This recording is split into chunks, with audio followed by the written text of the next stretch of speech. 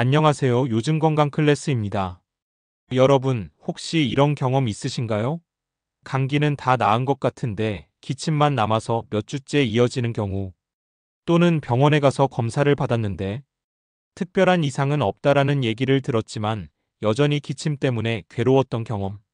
이렇게 멈추지 않는 장기침은 많은 시니어분들이 겪는 흔한 증상입니다. 그런데 가볍게 넘기면 안 되는 경우도 있죠. 오늘은 바로 이 장기침에 대해 깊이 있게 다뤄보겠습니다. 시작하기 전 구독과 좋아요 눌러주시면 영상 제작에 큰 힘이 됩니다. 장기침이 생기는 원인, 우리가 일상에서 할 수 있는 관리법, 그리고 병원에 꼭 가야 하는 상황까지 하나하나 풀어서 말씀드릴게요. 오늘 이야기를 끝까지 들어보신다면, 아, 내 기침이 왜 이렇게 계속됐구나 하고 이해하실 수 있을 겁니다. 먼저 기침이란 무엇일까요? 기침은 사실 우리 몸이 스스로를 보호하기 위한 방어 반응입니다. 먼지나 세균, 가래 같은 이물질이 기도에 들어오면 몸이 그것을 밀어내기 위해 기침을 하게 되는 거죠. 그런데 문제는 이 기침이 정상 범위를 넘어 오래 지속될 때입니다. 보통 3주 이상 기침이 계속되면 의학적으로는 만성 기침이라고 부릅니다. 이쯤 되면 단순 감기가 아니라 다른 원인이 숨어 있을 가능성이 크죠. 장기침은 크게 두 가지 형태가 있습니다. 첫째, 가래가 거의 없는 마른 기침. 둘째, 소량의 가래가 동반되는 기침.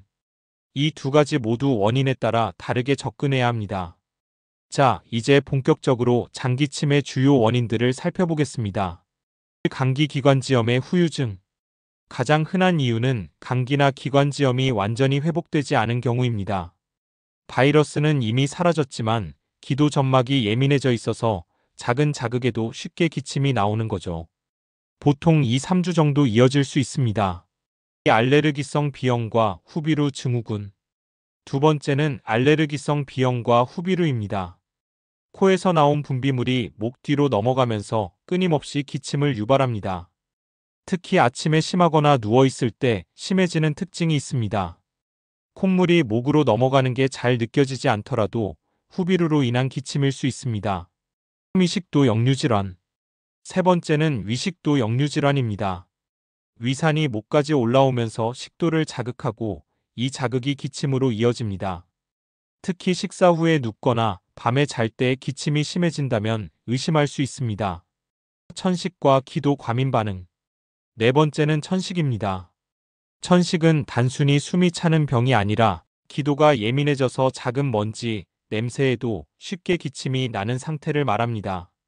특히 밤이나 새벽에 장기침이 심하다면 천식을 의심해 볼 수 있습니다. 약물 부작용. 다섯 번째는 약물 부작용입니다.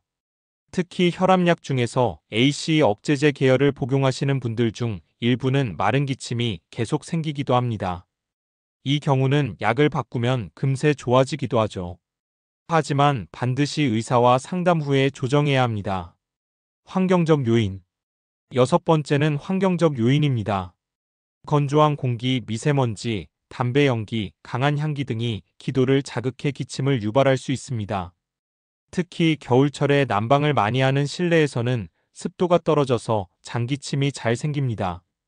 폐질환. 마지막으로 간과해서는 안 되는 것이 폐질환입니다. 만성기관지염, 폐기종, 폐렴, 심지어 폐암도 초기 증상이 장기침일 수 있습니다. 따라서 기침이 오래간다면 반드시 검사를 받아야 하는 이유가 여기에 있습니다. 이제는 실생활에서 도움이 되는 관리법을 알려드리겠습니다. 첫째, 수분 섭취. 가장 기본이면서도 중요한 건 물입니다. 따뜻한 물을 자주 마셔주면 목점막이 촉촉해지고 기침이 줄어듭니다. 찬물이나 탄산음료, 카페인은 오히려 자극을 줄 수 있으니 피하는 게 좋습니다.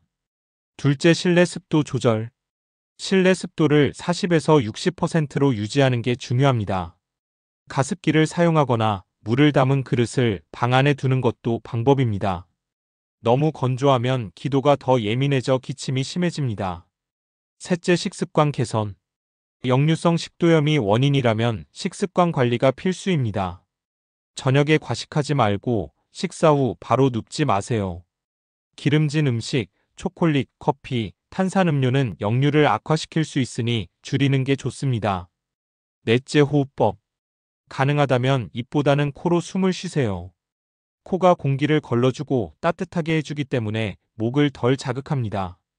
다섯째, 수면 습관. 잠잘 때 머리를 살짝 높여주면 위산 역류를 줄일 수 있습니다. 또 공기가 너무 건조하지 않게 환경을 조절하세요. 여섯째, 민간요법. 꿀물, 배즙, 생강차 같은 전통적인 방법들도 도움이 됩니다. 꿀은 항균 작용과 점막 보호 효과가 있고 생강은 기관지 진정 효과가 있습니다. 단, 당뇨가 있으신 분들은 꿀과 배즙 섭취에 주의해야 합니다. 장기침이 있다고 해서 모두 병원에 갈 필요는 없습니다. 하지만 아래와 같은 경우라면 반드시 전문 진료를 받으셔야 합니다. 기침이 3주 이상 지속될 때, 가래에 피가 섞여 나올 때, 기침과 함께 숨이 차거나 흉통이 있을 때, 체중이 갑자기 줄고 기침이 계속될 때, 약을 복용한 뒤부터 기침이 시작된 경우, 이런 경우는 단순한 장기침이 아니라 다른 질환의 신호일 수 있습니다. 실제 사례를 하나 말씀드리겠습니다. 70대 여성분이 계셨습니다. 감기가 걸린 뒤 기침이 계속되어 병원에 가셨는데 곧 나을 겁니다라는 말만 듣고 돌아오셨습니다. 그런데 한 달이 지나도 기침이 멈추지 않았습니다. 결국 대학병원에서 정밀 검사를 받았는데 역류성 식도염이 원인이었습니다. 식습관을 교정하고 약을 드신 뒤 장기침이 거의 사라졌습니다. 또 다른 사례로는 60대 남성분이 있습니다. 혈압약을 복용하면서 기침이 시작되었는데 처음엔 감기인 줄 아셨습니다. 하지만 약을 바꾸자 바로 기침이 멈췄습니다. 이렇듯 장기침은 원인에 따라 치료법이 크게 달라질 수 있습니다. 여러분, 오늘은 장기침이 멈추지 않을 때에 대해 자세히 알아봤습니다. 기침은 우리 몸의 방어 반응이지만 오래가면 반드시 원인을 찾아야 합니다. 오늘 말씀드린 대로 원인은 다양합니다. 감기 후유증일 수도 있고 비염이나 역류성 식도염 혹은 약물 부작용일 수도 있습니다. 그리고 드물지만 폐 질환의 신호일 수도 있습니다. 따뜻한 물을 자주 마시고 식습관과 생활 습관을 점검하는 것이 큰 도움이 됩니다. 하지만 무엇보다 중요한 건 증상이 오래가면 병원을 찾아 정확한 진단을 받는 것입니다. 여러분의 건강한 삶 그리고 편안한 호흡을 요즘 건강 클래스가 함께 응원합니다. 시청해주셔서 감사합니다.